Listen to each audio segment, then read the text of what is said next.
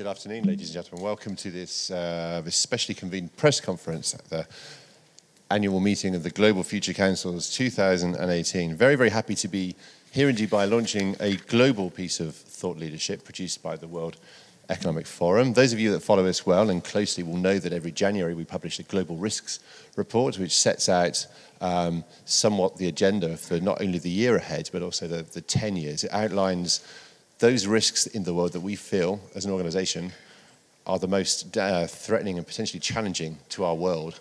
It's not a cheerful read by any means, but it's an important part of the piece when it comes to developing an agenda for the year ahead. This is a product which has been born out of that. It's the regional risks to doing business. I'm very delighted to have the most esteemed panel to help us launch the publication and also talk about it from their own unique perspectives. I'll take 1 minute to briefly introduce my colleagues here. Børge Brende, President of the World Economic Forum. His Excellency Dr. Miroslav Lajcák, Minister of Foreign and European Affairs of the Slovack Republic. Honourable Julie Bishop, Australian Foreign Minister, 2013 to 2018.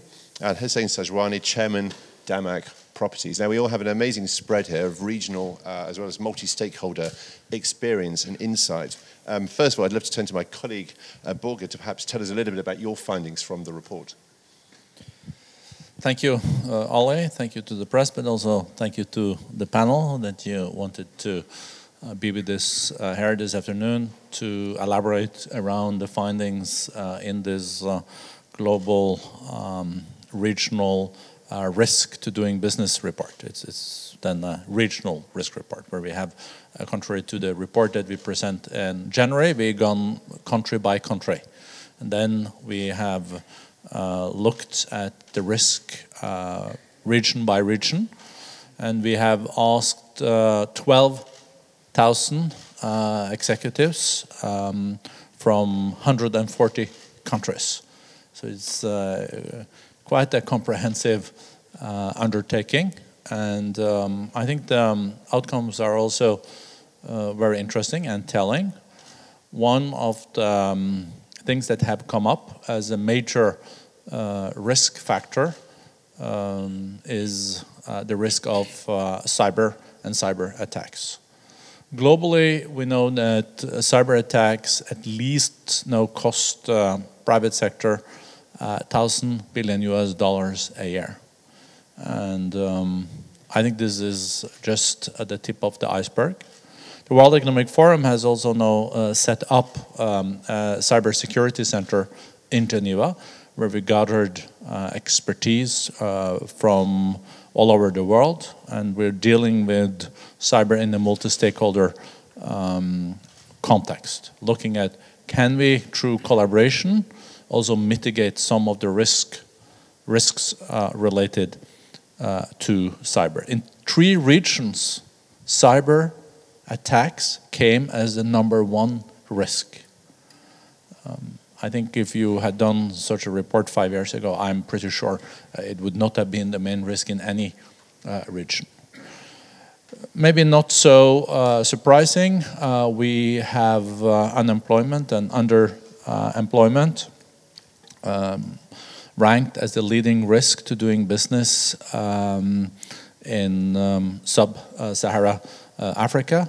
We see that the demography of Africa is a very young one, and there has to be millions of new jobs in sub-Saharan Africa. Africa is moving from 1.3 billion people today to 2 billion people probably by 2050. That says also something about the scale we need to see when it comes to employment. Also, fiscal crisis and economic issues are something that is very clear as a risk factor in many regions, and I think this we will expect is a rising risk due to the slowdown now of the global economy. One of our worries from the World Economic Forum side and our economists is that if we now see a faster slowdown in the global economy, we have The predictions have gone from 3.9 to 3.0 this year. We are also expecting slower economic growth next year. What is the amount of gunpowder we have to fight such a slowdown? We still have very low interest rates, so we have not a lot of ammunition on the monetary side, maybe with the exception of the US. On the fiscal side, we know that the global debt situation is also quite serious. If you add sovereign debt to also private companies' debt, we are now at 250% of the global GDP, $167 trillion in global debt. That is more than $50 trillion more global debt than in 2007, 2008. I would though like to add that banks are in a better funding situation and are also sounder today than they were in 2007, 2008. So I think that is also worth mentioning. Energy price shocks is another risk that is high, especially then in Eurasia and Middle East and North Africa, and failure of national governance, including fight against corruption, is also ranked first among business leaders in Latin America and South Asia. Thank you. Thank you very much. And Minister, Your Excellency, perhaps you could talk about your experiences from Europe. Thank you very much, and I'll do that with pleasure. Of course, I can offer the government's perspective, and our government, as every responsible government, cares about the attractiveness of our market, about the business conditions, about the state of health of our economy. And for this, it's really important to hear directly from the businesses. And therefore, this report is a very useful tool for that. It shows that no one is immune to challenges. Europe is an advanced economy, but we are facing our own challenges. The top 5 risks for Europe are cyber attacks, number 1, which was just mentioned, asset bubble as number 2, failure of national governance as number 3, failure of financial institutions as number 4, and unemployment or underemployment as number 5. What does it say? It says that we see new challenges and new threats, namely the cybersecurity, and this is very indicative for me because it's an issue very much in the center of attention of our governments. It's an issue of national security, it's an issue of preserving our democratic pillars, but it also shows that it's an issue of concern of businesses, and therefore it's a further motivation for us to really pay attention to this issue.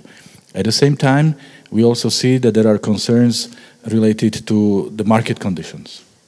And for me, the conclusion is that we need to continue the work to complete European market, to make sure that we further strengthen the Eurozone and make it stronger and more immune to the crisis that, as we have seen in 2008. So I want to stress once again the importance and the usefulness of this report, because it gives me clear indications what should be our priorities in terms of preserving the market attractiveness for my country and for Europe.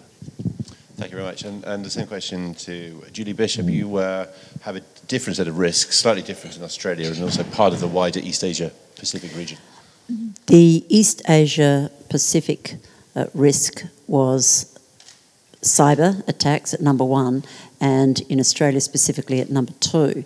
And so this report is extremely timely because as we are living in a more interconnected, engaged, competitive, contested, congested world, the fact that cyber attacks was seen as the number 1 risk by business is of vital importance.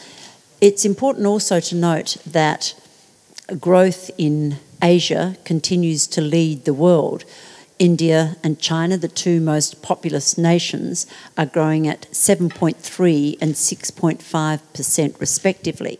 The 10 ASEAN nations, the nations of Southeast Asia, including Singapore, Indonesia, Vietnam, Malaysia and others, are growing at, on average, 5%. This is undoubtedly good news for the region, but globally. But it also means that the risks of doing business are evolving and changing. Specifically, the economies are now more reliant on connecting digitally between each other and the rest of the world, more reliant on complicated and interconnected supply chains that ignore national boundaries, and more reliant on the freer movement of expertise and workers. It also means that, therefore, these economies are more vulnerable to national policy decisions of economic partners that restrict the free movement of people and capital and goods. They're also more vulnerable to less smooth access to cyber through sabotage, for example, and a less safe cyber environment through intellectual property theft or data theft. Now, this means that the geopolitical and technological risk factors are more significant than ever for the region. And this brings me to the theme of our meeting here, and that is that the international rules-based order is more important than ever before because it guarantees a level of predictability and transparency about the behaviour of states.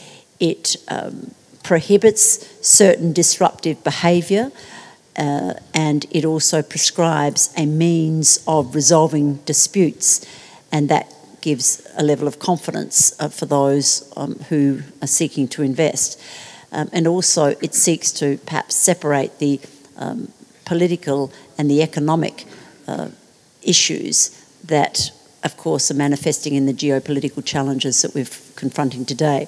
In the case of Australia, energy security was listed as a risk, somewhat of a paradox given that we are an energy and resources superpower, but that comes down to some domestic issues that I won't bore anybody with just at this moment.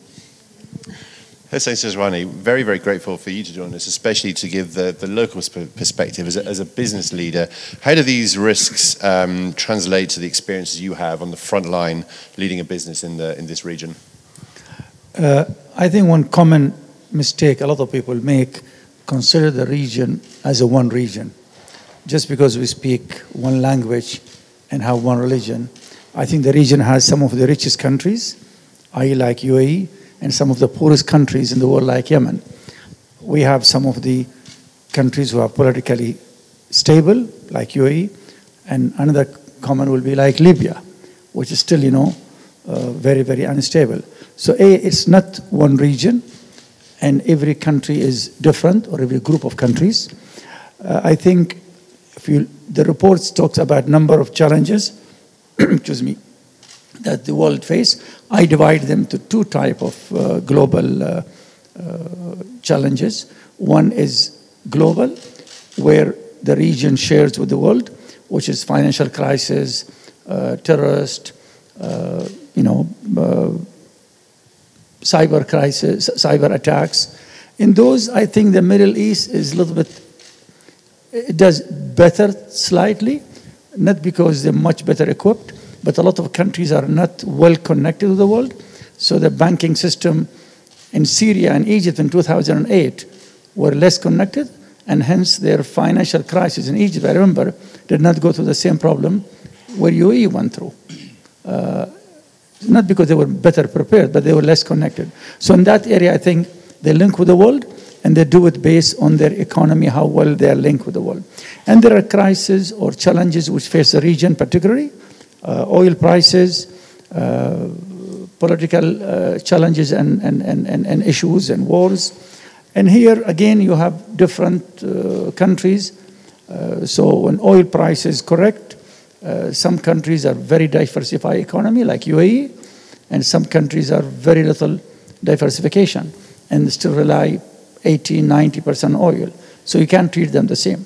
But definitely, as a business firm, if you're operating in a country where UAE, the impact of the oil prices are less because countries very well diversified to a certain extent, and the sovereign fund they have, huge, and the small population, they can absorb the crisis, they can absorb the challenge easier than a country which is larger population and less diversified. Again, political challenges, instabilities, depends where you are and in which country you are. Some of them are doing reasonably well, some of them are doing very bad. And you have to manage the risk that you are in that country. Terrorist challenge or crisis, what a lot of people talk about, I think in my view, in the Middle East, to a certain extent, you are less exposed because look at the amount of bombing has taken place in the last number of years. You find them more in America than in some of the Middle Eastern cities. Apart from Daesh, which was, I think, a very political issue, on day-to-day, still cities like even Cairo and Dubai and Riyadh are reasonably safe.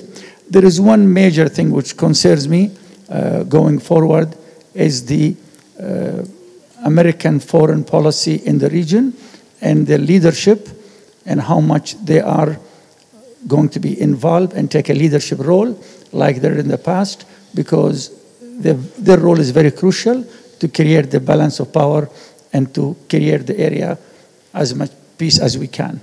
And that concerns me. Thank you. Thank you. Now, in time-honoured fashion, very happy to open the floor to questions. Please stick your hands up. We'll try to get 2 or 3 at a time. Microphone to the lady on the front row there. Can you remind us where you're from, please, ma'am? Yeah, Yasmin from Zawiya, which is a business website co-owned by Blackstone and Thomson Reuters. My first question is to the president of the World Economic Forum on Saudi Arabia specifically, because you mentioned unemployment and fiscal concerns. Saudi, the unemployment rate went up to 12.9%, if I remember correctly, among Saudi citizens this year, which was a record high. And we haven't really seen any real fiscal reforms, and now the Aramco IPO is not taking place.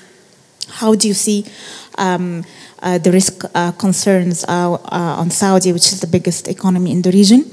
My second question is to Damac. The real estate market is really important to the UAE and provides sentiment to investors. How do you see the supply and demand next year and the year after it, ahead of the Expo? Thank you. Okay, so slipping in a business-related question there. It's up to Mr. Sajwani if you'd like to. But let's take a few more, and then we'll go through in one row. Sir, on the front row. Did you have your hand up? She's asked both my questions. There you go. Well done. Well done. No, I'm fine. Clearly very good questions. Gentleman on the back row. Frank, I think you can think of more. We'll come back to you. Yeah, my name's Kjell Louis. I'm from Monnevisen in Denmark. Cybersecurity, cyber attacks are per definition a crime, but some of the most reported cyber attacks have come out directly of government offices or on the fringes of government offices. So how are you proposing to deal with that specific threat? Role of the state. Okay, we'll take one more if there's anybody else. Get your hand up or lose your chance. Okay, so maybe we should start with Mr. Sajwani and your views on the real estate market, if that's something you're prepared to comment on, and a conversation about regional risks to doing business. As you appreciate, the property market is cyclical everywhere in the world, and you see a few years up and a few years down. We had our chance of, having a very bull market from 2012 to 2015. So we get a good 4 years. At the 16, we start seeing some slowdown with the oil prices coming down. But this year has been a difficult year. I think next year going to be another difficult year. I don't see it's going to be better than this year. We are in that cycle of slowdown. It will take a few years. I hope that by 2020, with the Expo coming in, more people are going to come to Dubai. I genuinely believe Dubai is still as a hidden jewel, and a lot of people around the world still, when they come to Dubai, they love it. And I think if we just take one country like China, and if we can attract another few million tourists from China, we can get more people to come here and spend time, buy property, spend hotel night rooms and blah, blah, and retail. So I would hope by end of 2020 or 21, we start coming out of this slowdown. Thank you, Børge. Saudi Arabia, of course, when we published our global competitiveness report in October, came as the second most competitive economy in the region. So the question was around the reform program. Thank you for that. With the current oil price, even if it has been going a little bit down in the last weeks, is a lot higher than some time ago, where we even saw oil price around $28, $29. Now it's around $60. This gives Saudi Arabia a unique position to go on with reforms, but also to diversify its economy. And this is also something that the Saudi government has committed to, and I think this is an important path also moving forward. Then also securing investments that will create jobs. There is a young population, and there are more young people entering the workforce in the coming years. So the reason why Saudi is in quite a fortunate situation is, of course, because of the running revenues from the oil and gas sector. But we have seen nations like UAE that has been diversifying and also build a strong sovereign wealth fund, where you can use the real interest over time then of the sovereign wealth fund, and that you can allocate to research and development. Then I think there was a question also from Jyllands-Posten on cyber. And one of the most serious attacks really hitting the private sector happened in Denmark. Jyllands-Posten is one of the leading papers. It was with Maersk, and as a leading shipping company of the world, we know that a cyber attack today, when we also know that both airplanes and ships are also the automation there has gone quite far, also in the navigation piece. Of course, we have cyber also now when we see more autonomous vehicles moving forward. And this shows also how serious it is when more and more is digital, electricity, also movements. So this shows that the private sector is vulnerable, and the cost of just this attack on one company was really a high economic cost for the company. The attribution when it comes to these attacks are always the very difficult piece. I've seen it from the government side, but also from the private sector side. Even governments it take a long time to be sure when it comes to the attribution, who is behind, and how do you deal with that? It's a big question. I think that in the current geopolitical situation, where we see more geopolitical competition and lack of cooperation, it's also hitting the cyber security area. Because if big countries could talk together in a very open and frank way, I think this is the basis for then also mitigating state to state, but also states possibly then challenging private sector companies in other countries. And this is a huge problem, and there are lack of international traffic rules here. That's also why we now have set up this Center for Cybersecurity in Geneva under the auspices of the World Economic Forum, where we try to deal with cybersecurity in a multi-stakeholder way, bringing all the relevant actors in the room, but also trusted dialogues, where the forum bring in also the private sector. I think this is our contribution to this. I can add to it the government's perspective, and I can confirm that this is one of the highest priorities for my government, for every government, because this is one of the biggest threats that we are facing, and it attacks many areas. It threatens the business environment, it undermines national security, and it weakens democratic institutions. So what we have to do and what we are doing is, of course, building or strengthening the resilience at the national level, sharing information with our partners. For us, it's particularly European Union and also with our allies within NATO, and strengthening the international cooperation. And the relevant national agencies are now very intensively working on this, and we have also not been immune in my country, actually in my ministry.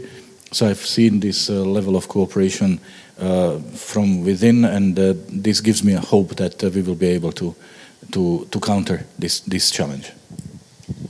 Just on the cyber issue, there must be a greater recognition that the rules that apply in the physical world have to apply in the cyber world, and online and offline rules must also apply.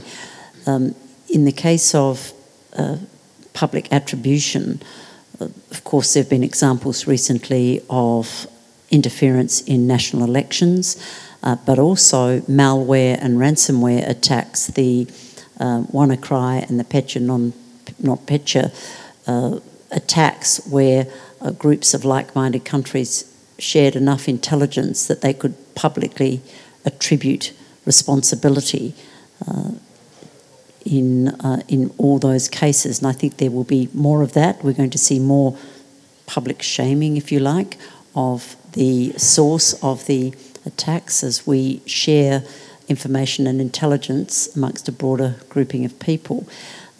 The NATO Centre of Excellence for Cybersecurity is also another example of a high level of cooperation that is now beyond just NATO countries, but access to their expertise is being sought by nations around the world.